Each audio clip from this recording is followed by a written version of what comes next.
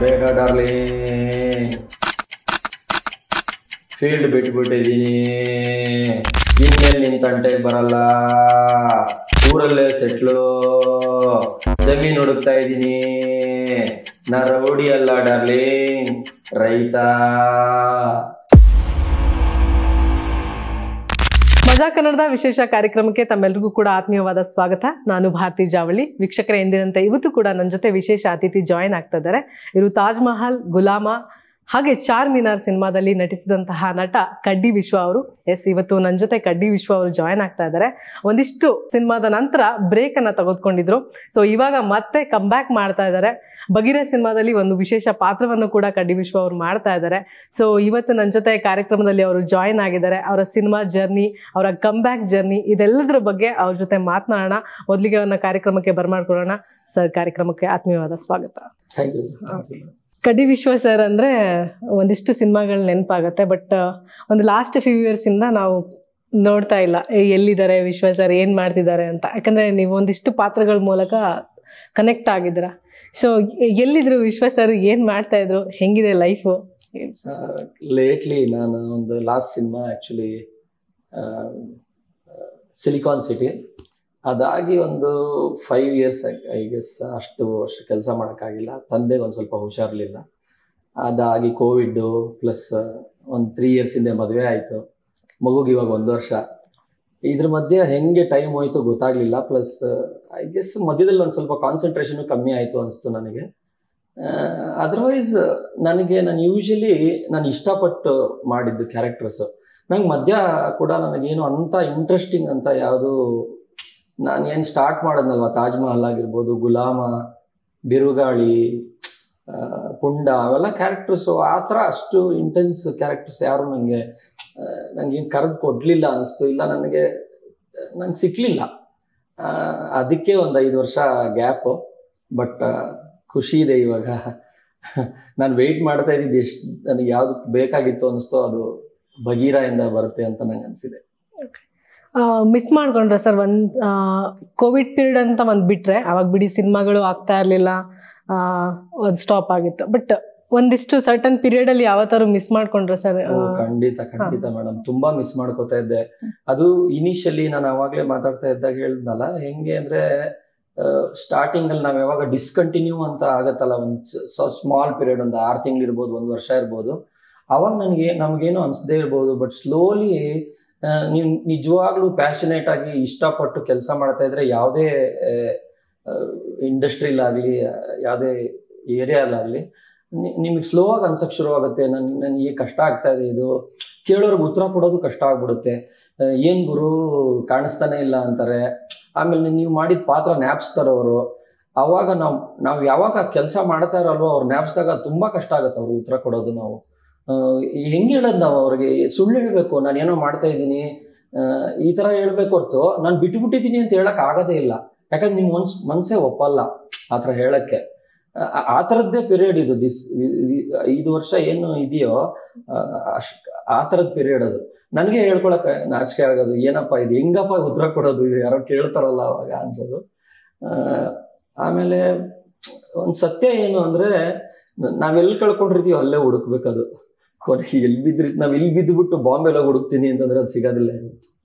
So I guess ನಾನಿವಾಗ ಅದನ್ನ ಹುಡುಕ್ತಾ ಇದ್ದೀನಿ ಅನಿಸ್ತು, ಅಲ್ಲೇ ಇದೆ ಅಂತ ಅನಿಸ್ತಾ ಇದೆ. ಸೊ ನೀವು ಹೇಳ್ತಾ ಇದ್ರಿ ಬಗೀರದಲ್ಲಿ ಮಾಡ್ತಾ ಇದ್ದೀರಿ ಅಂತ ಸರ್, ಅದು ಹೆಂಗೆ ಸರ್ ಅಪ್ರೋಚ್ ಆಗಿದ್ದು, ಯಾವಾಗ? ಬಗೀರ ನನಗೆ ನನ್ನ ಫ್ರೆಂಡ್ ಯೋಗಿ ಜಿ ರಾಜ್ ಇದಾರಲ್ಲ, ಅವರು ಮತ್ತೆ ಹೊಂಬಾಳೆ ಅವರೆಲ್ಲ ಕನ್ಸರ್ನ್ ಒಂದೇ, ಯೂಶಲಿ ದೇ ಆರ್ ಟುಗೆದರ್, ಎಲ್ಲ ಕೆಲಸ ಜೊತೆಗೆ ಮಾಡ್ತಿರೋದ್ರಿಂದ ನನಗೆ ಒಂದು ಕ್ಯಾರೆಕ್ಟರ್ ಇದೆ ನೀನು ಮಾಡು ಅಂತ ನನಗೆ ಕಾಲ್ ಬಂತು. ನಾನು ತುಂಬ ಡೆಸ್ಪರೇಟಾಗಿ ವೆಯ್ಟ್ ಮಾಡ್ತಾ ಇದ್ದೆ, ನನಗೆ ಯಾವುದೋ ಒಂದು ಈ ಥರದ್ದು ಬರಲಿ ಅಂತ. ಡಾಕ್ಟರ್ ಸೂರ್ಯ ಅವರು ನನಗೆ ಹಳೆ ಪರಿಚಯ, ಪ್ಲಸ್ ಅವ್ರು ಡೈರೆಕ್ಟ್ ಒಂದಿದ ತಕ್ಷಣ, ಪ್ಲಸ್ ಪ್ರಶಾಂತ್ ನೀಲ್ ಅವರು ಕತೆ ಬರೆದಿದ್ದಾರೆ. ಅಂದರೆ ಯಾರಿಗಾದ್ರೂ ಇವತ್ತೊಬ್ಬರಿಗೆ, ಒಂದು ಆ್ಯಕ್ಟ್ರಿಗೆ ಅವ್ರು ಬರೆದಿರೋ ಒಂದು ಪಾತ್ರದಲ್ಲಿ ಕೆಲಸ ಮಾಡಬೇಕು ಅಂತ ಯಾರಿಗಾರು ಅನಿಸುತ್ತೆ. ಆ ಚಾನ್ಸ್ ನನಗೆ ಸಿಕ್ಕಿದೆ ಈ ಸರಿ. ಹೋಪ್ಫುಲಿ ನನ್ನ ಕೆಲಸ ನಾನು ಚೆನ್ನಾಗಿ ಮಾಡಿದ್ದೀನಿ ಅನಿಸುತ್ತೆ. ತುಂಬ ಚೆನ್ನಾಗಿತ್ತು ಎಕ್ಸ್ಪೀರಿಯನ್ಸ್. ಆ್ಯಕ್ಚುಲಿ ನಾವು ಮಂಗಳೂರಲ್ಲಿ ಶೂಟ್ ಮಾಡಿದ್ವಿ ಒಂದು 8-10 ದಿವಸ. ಬಟ್ 2 ಕಾಲ್ ಶೀಟ್, ಬೆಳಿಗ್ಗೆ ಬೇಗ ಎದ್ದೇಳೋದು, ಬರದೇ ವಾಪಸ್ ಬೆಳಿಗ್ಗೆ ಆಗೋಗೋದು ವಾಪಸ್ ರೂಮ್ಗೆ. ಎರಡೆರಡು ಫೈಟು ಪ್ಲಸ್ ಸೀನ್ಸು ಜೊತೆಗೆ ಮಾಡೋರು ಅವರು. ತುಂಬ ಕೋಆರ್ಡಿನೇಷನ್ ಚೆನ್ನಾಗಿದೆ, ಕೆಲಸ ಚೆನ್ನಾಗಿ ಮಾಡ್ತಾರವರು. ಖುಷಿ ಆಯಿತು ತುಂಬ ವರ್ಷ ಆದಮೇಲೆ ತಿರ್ಗಾ ಆ ಥರ ಹಾರ್ಡ್ ವರ್ಕ್ ಮಾಡೋಕ್ಕೆ ಪ್ಲಸ್ ಇಂಟೆನ್ಸ್ ಇರೋ ಡೈರೆಕ್ಟರ್ ಜೊತೆ ಕೆಲಸ ಮಾಡೋಕ್ಕೆ ತುಂಬ ಖುಷಿ ಆಯಿತು. ಅದೇ ಥರ ಕೂರುತ್ತಾ ಸರ್ ಈ ಪಾತ್ರನೋ ಅಥವಾ ಹೆಂಗೆ? ಇಲ್ಲ ಅನಿಸುತ್ತೆ. ಯಾವಾಗಲೂ ನಮಗೆ ಡೈರೆಕ್ಟ್ರು ಇಲ್ಲ ನಮಗೆ ಯಾರು ಕತೆ ಬರೆದಿದ್ದಾರೋ ಇಲ್ಲ ಹೇಳ್ತಾರಲ್ಲ, ಆವಾಗಲೇ ಒಂದು ಇಂಟ್ಯೂಷನ್ ವರ್ಕ್ ಆಗಕ್ಕೆ ಶುರುವಾಗ್ಬಿಡುತ್ತೆ. ಯಾರೇ ಆಟಿ ನನಗಂತ ಅಲ್ಲ, ನೀವು ಪ್ರೀತಿ ಮಾಡಿದ್ರೆ ಕೆಲಸ ನಿಮ್ಗೆ ಅದು 100% ಅನಿಸುತ್ತೆ. ಓ ಹೌದು ಇದರಲ್ಲಿ ಏನೋ ಇದೆ, ನನ್ನ ಆಡಿಯನ್ಸ್ವರೆಗೂ ನಾನು ರೀಚ್ ಆಗ್ತೀನಿ ಇದ್ರ ಥ್ರೂ ಅಂತ ಅನಿಸುತ್ತೆ.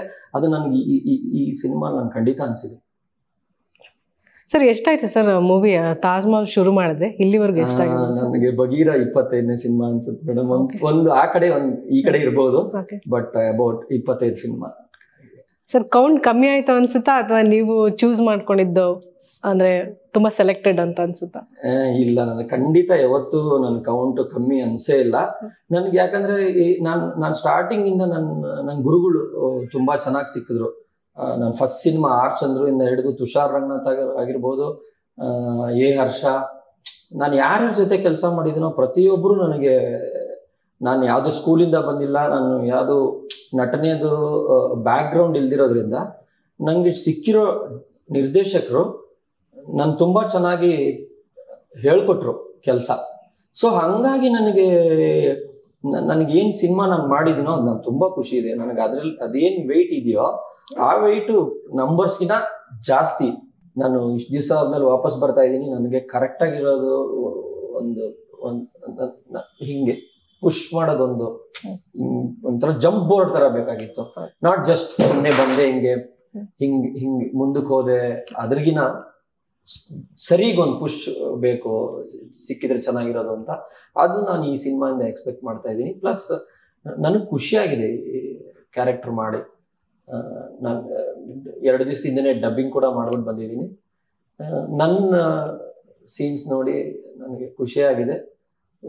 ಯಾವಾಗಲೂ ಏನು ಅನ್ಸುತ್ತೋ, ನಾ ಕೆಲಸ ಮಾಡಿ ಬಂದಮೇಲೆ ನನಗೆ ಒಂದು ಫೀಲಿಂಗ್ ಇರುತ್ತಲ್ಲ, ಇದರಿಂದ ನಾನು ಮತ್ತೆ ಬರ್ಬೋದು, ನಾನು ತಿರ್ಗಾ ಮಿಸ್ ಆಗಿರೋ ಬಸ್ ಸಿಕ್ಕಿದೆ, ನಾನು ಹತ್ತಿದ್ದೀನಿ ಅಂತ ನನಗೆ ಫೀಲಿಂಗ್ ಇದೆ ಮೇಡಮ್. ಅದು ಮತ್ತೆ ನನಗೆ ಆ ಡೆಸ್ಟಿನೇಷನ್ ಕರ್ಕೊಂಡು ಹೋಗೋಕ್ಕೆ ಎಲ್ರಿಗೂ ಸಿಗಲ್ಲ, ಬಟ್ ನನಗೆ ಸಿಕ್ಕಿದೆ. ನಾನು ಅದನ್ನು ತುಂಬ ಚೆನ್ನಾಗಿ ಉಪಯೋಗಿಸ್ಕೋಬೇಕು ಅಂತ ನನ್ನ ತಲೆಯಲ್ಲಿದೆ ಮೇಡಮ್. ಅದು ನಾನು ಅದನ್ನು ಖಂಡಿತ ಈ ಸರಿ ನಾನು ಈ ಚಾನ್ಸ್ ಮಿಸ್ ಮಾಡ್ಕೋಬಾರ್ದು. ಯಾಕಂದರೆ ಎಲ್ಲ ಕಲಾವಿದರಿಗೂ ಎಲ್ಲ ಎಷ್ಟು ಕೆಲಸ ಮಾಡಿದ್ರು ಕೂಡ ಏನು ಸಿಗುತ್ತೋ ಅಷ್ಟು ನನಗೆ ಸಿಕ್ಕಿದೆ ನನ್ನ ಕೆಲಸದಿಂದ. ಅದನ್ನು ನಾನು ಬಿಡಬಾರ್ದು. ಅದನ್ನು ಕ್ಯಾರಿ ಮಾಡ್ಕೊಂಡು ಹೋಗ್ಬೇಕು ಅಂತ ಆಸೆ ಇದೆ. ಅದನ್ನ ಖಂಡಿತ ಮಾಡ್ತೀನಿ ಅನ್ಸುತ್ತೆ.